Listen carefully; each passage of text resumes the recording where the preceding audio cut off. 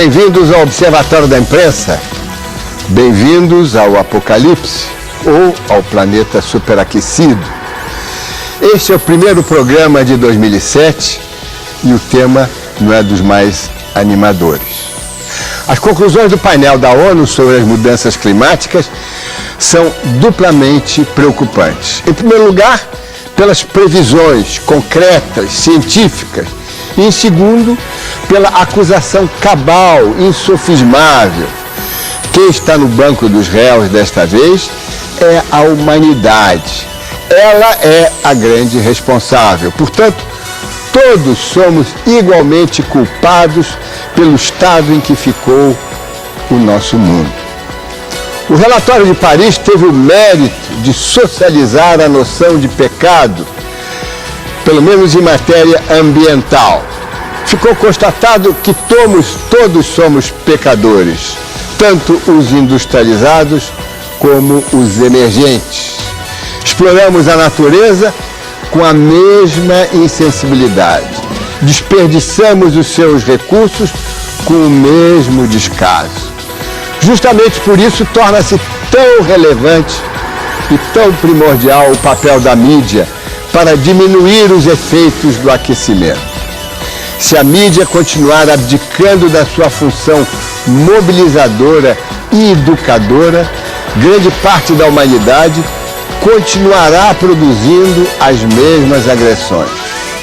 Na véspera de uma debacle que se assemelha ao dilúvio bíblico, recorta-se com uma nitidez impressionante a tarefa dos meios de comunicação.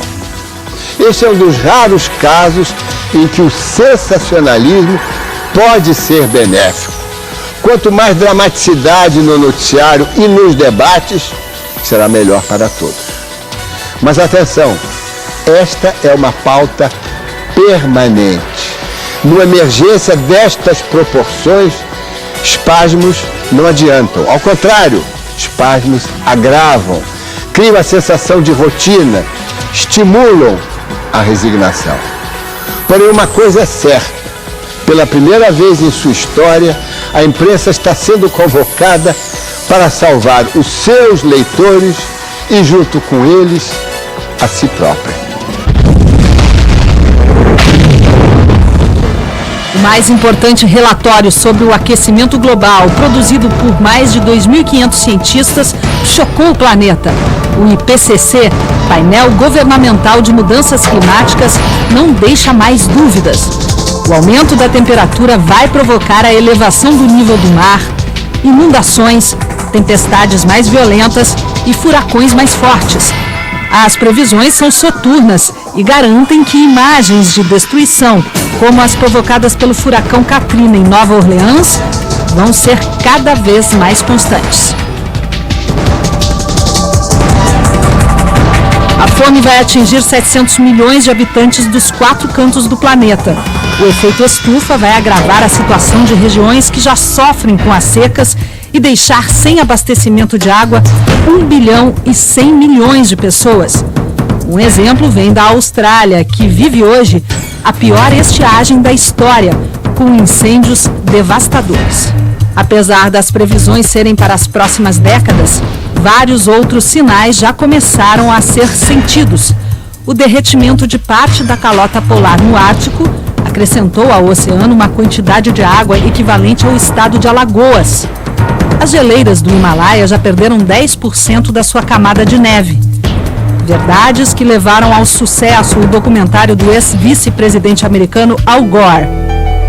O filme mostra as calamidades causadas pelo descuido do homem com a natureza.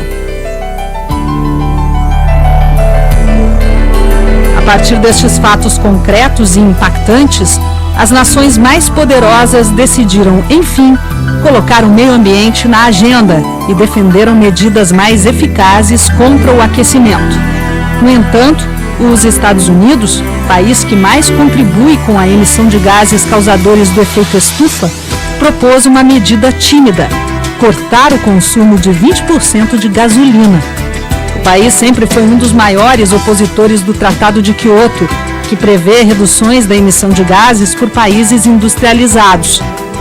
Mas, diante da crescente ameaça ao planeta, o presidente Bush enfrenta agora a pressão até mesmo de grandes corporações americanas. Diante da gravidade do quadro que se desenha, a comunicação precisa começar a cobrar do poder público várias coisas.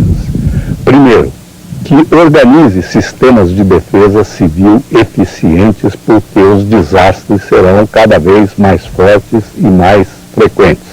E menos de 100 municípios brasileiros têm sistemas de defesa civil.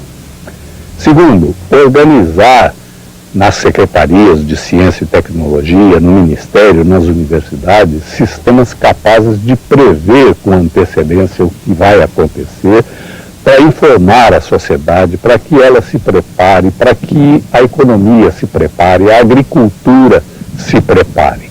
O relatório foi destaque na mídia do mundo todo, com reportagens especiais nas TVs e jornais. As revistas semanais expuseram a responsabilidade dos governos, mas também mostraram o que cada cidadão pode fazer no dia a dia para proteger o meio ambiente.